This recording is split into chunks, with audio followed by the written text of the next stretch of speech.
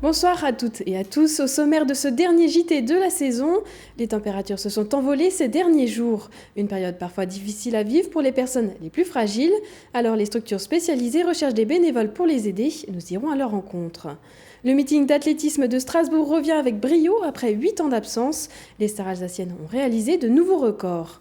Et puis vous découvrirez une autre renaissance, celle d'une emblématique salle parisienne de music hall, la Scala, grâce à l'ambition d'une Strasbourgeoise. Mais pour commencer, la canicule s'est installée en Alsace. Un dispositif de circulation différencié a été mis en place depuis ce matin dans l'Eurométropole de Strasbourg. Les gaz d'échappement combinés à la canicule déclenchent des pics de pollution à l'ozone, un gaz responsable d'infections respiratoires.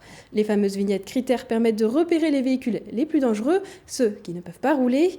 Martin Covel a assisté au premier contrôle.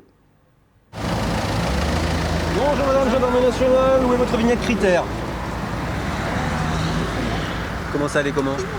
C'est une vignette avec un numéro dessus, 1, 2, 3, 4 ou 5. Non, ça c'est l'assurance ça, et le contrôle technique.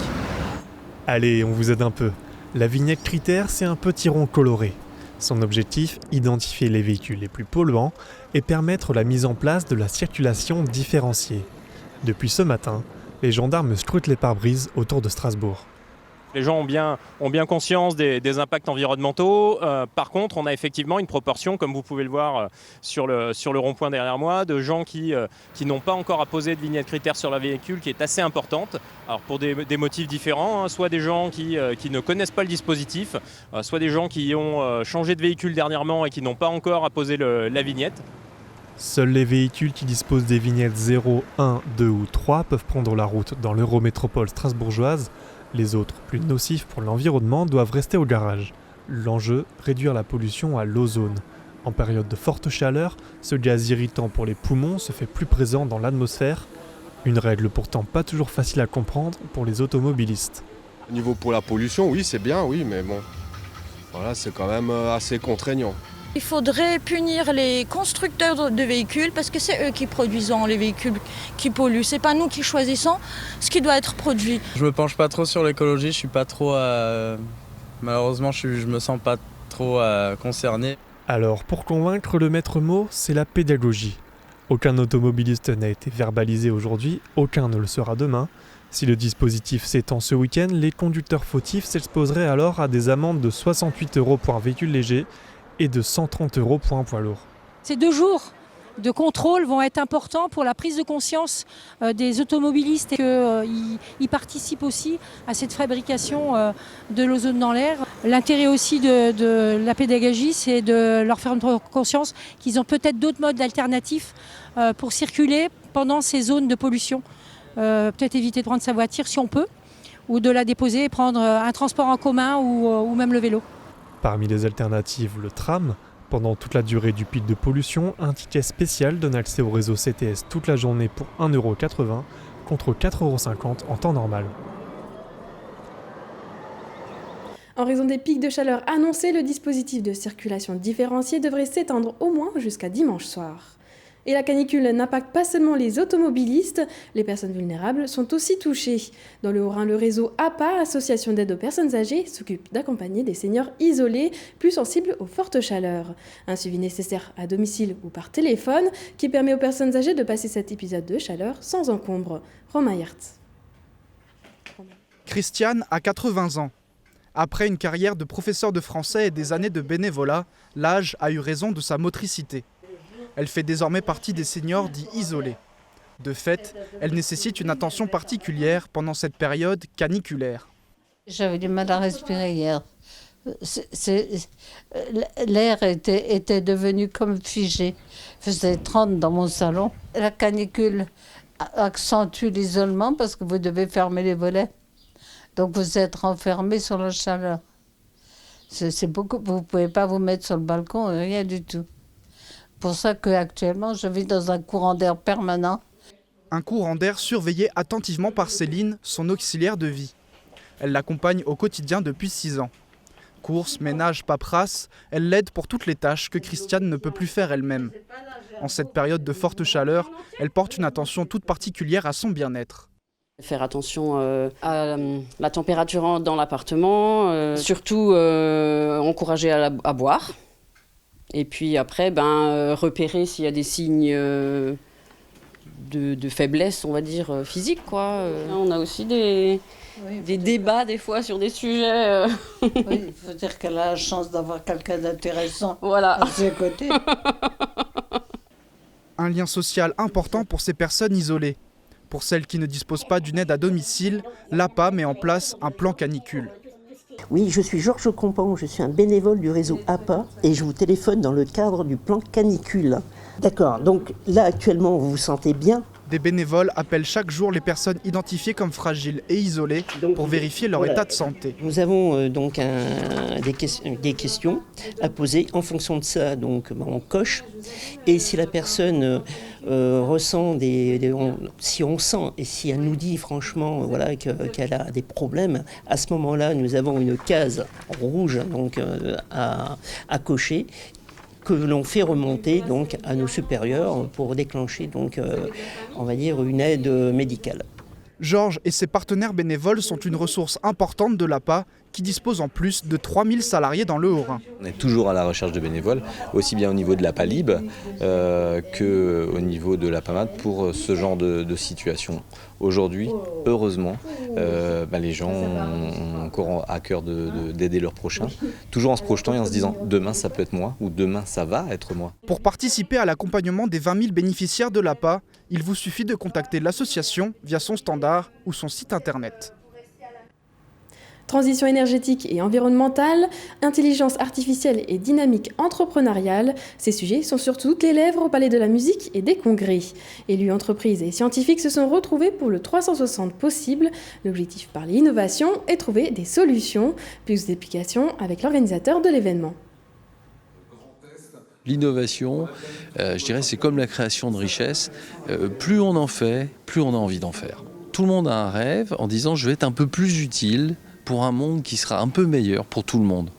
Et c'est la somme de ces rêves qui va faire que tout va devenir possible. C'est ça les 360 degrés possibles, c'est qu'on peut regarder un peu partout, il y a toujours un rêve accessible, du moment qu'on le fait ensemble, de façon organisée, et en étant finalement quand même très sérieux. En sport, c'était le retour hier soir du meeting d'athlétisme de Strasbourg. Après 8 ans d'absence, les meilleurs Alsaciens étaient réunis au stade de Haute-Pierre, avec en prime la présence du champion du monde en titre de lancer de javelot, Johannes Vetter. Avec un GA 81,62 m, l'Allemand qui s'entraîne à Offenbourg a ébloui le public venu en nombre. Des spectateurs qui ont pu découvrir la pépite du 100 mètres Jeff Erius. Le Strasbourgeois de 15 ans a exposé son record de France minime de 20 centièmes, parcourant la ligne droite en 10 secondes 71. Enfin, les deux fers de lance du demi-fond alsacien Mohamed Aminel Bouajaji et Baptiste Michler, spécialistes du 1500 mètres, ont conclu le meeting par un 1000 mètres en guise de préparation avant les championnats de France Espoir ce week-end. On écoute Baptiste Michler au micro de Gilles Kuntz. Le programme aujourd'hui c'était un 1000 mètres sur des allures de 1500 mètres, donc aux alentours de 3,25, où sur la fin on devait se chamailler un petit peu pour aller chercher une bonne fin de course. On est content parce qu'on a respecté exactement les temps de passage qu'il fallait, finir vite dans les 200 derniers mètres, donc voilà, que du bonheur. Et voilà, le public était au rendez-vous ce soir, donc c'était génial. C'était une grande répétition générale avant les championnats de France qui ont lieu dans 3 jours à Châteauroux, qui sont sélectifs pour le championnat d'Europe, Espoir qui auront lieu courant du mois de juillet, qui se dérouleront en Suède. Les championnats de France seront encore une préparation pour les championnats d'Europe. Et les championnats d'Europe, ça sera de finir sur la boîte. J'ai actuellement la 3e performance européenne également. Il y a 2 ans, j'ai fini 5e avec un peu des regrets en attaquant un peu tard. Donc là, cette année, je suis vraiment beaucoup plus en forme qu'il y a 2 ans. Tout se passe bien au niveau de la préparation. Donc on ira avec beaucoup de plaisir, beaucoup de relâchement, avec l'envie de monter sur le podium. Et demain soir, les quarts de finale de la Coupe du Monde féminine verront s'affronter la France face aux États-Unis à Strasbourg. Le match sera diffusé en direct de la place Kléber. Et si les joueuses françaises l'emportent, le prochain match sera retransmis au Jardin des Deux Rives. Strasbourg prépare déjà son programme d'été et la formule ne change pas. Dès les premiers jours de juillet, musique et danse rythmeront différents lieux de la ville. Au programme, le Festival des Arts dans la rue, des séances de cinéma en plein air, des concerts place Kléber, mais aussi du folklore. Cet été est placé sous le signe du slow life. Et pour flâner, il y a toujours les Doc Tété. Ils fêtent leurs 10 ans cet été. On écoute Mathieu Kahn au micro de Cécile Motz.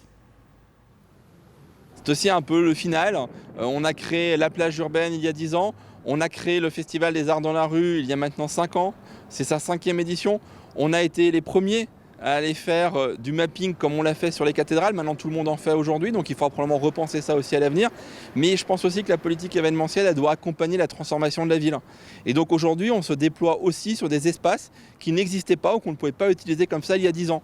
Quand on a fait des spectacles avec Aquatic Show sur le bassin Malraux, c'était pour dire qu'il y a un nouveau centre de la ville qui se crée. Quand on est allé sur la place du Château, c'était pour rappeler, et les gens l'ont oublié aujourd'hui, que c'était d'abord un parking. Aujourd'hui, c'est une place qui était rendue aux habitants. Il en est de même sur le quai des Bateliers cette année, où on essaye aussi de proposer finalement de voir un peu la ville autrement, de la redécouvrir et de prendre ce temps. On vous emmène à présent au cœur de la capitale dans une salle de spectacle mythique, la Scala Paris. Après 19 ans d'abandon et de silence, la Strasbourgeoise Mélanie Biessy et son mari ont décidé de la transformer en théâtre ultramoderne. Un lieu au service de la représentation et de la création pour toutes les disciplines artistiques. Nora Boiriwa.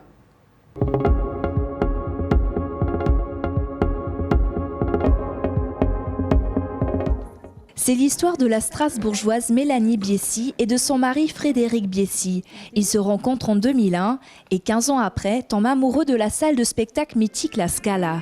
Elle fut l'un des plus grands music-halls de Paris à la fin du 19e siècle, puis un cinéma avant de devenir le premier multiplex spécialisé en cinéma pornographique.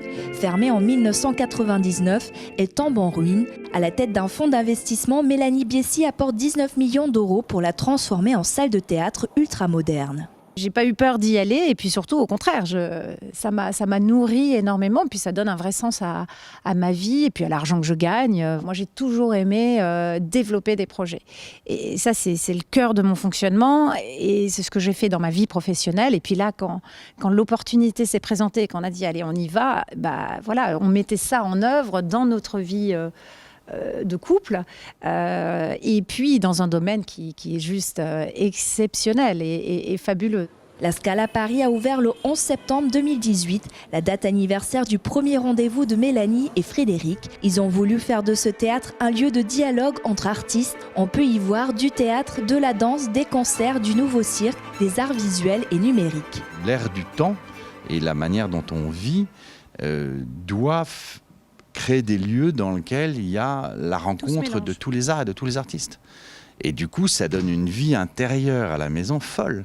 C'est-à-dire que vous venez tout à l'heure de croiser Pierre Richard là, hier soir il a croisé Mathieu Chédid, et puis quand un artiste plasticien comme Fabrice Hibert vient ici, ils se croisent tous, ils finissent tous au restaurant, et de là naissent même des projets parfois. Dans l'aventure, le couple a même entraîné les parents de Mélanie, qui après 45 ans passés dans la restauration à Strasbourg, ont accepté de s'installer à Paris pour superviser le restaurant de la Scala et ses 80 couverts. RGDS, partenaire des Alsaciens qui s'engagent. Et pour vous donner un avant-goût des vacances, voici l'image du jour d'Oliviane. Ce sont les attractions de l'été en Alsace. Espérons que des canicules à répétition ne viendront pas les gâcher. Les fêtes des vins vont à nouveau se multiplier dans notre région et une carte interactive du site Visite Alsace vous permet de planifier tous vos week-ends d'été. En effet, entre la fête des vins de Pfaffenheim le 13 juillet et la soirée vin nouveau de Guémar le 13 octobre, pas moins de 24 fêtes des vins sont déjà répertoriées. À consommer avec modération tout de même, surtout en cas de canicule.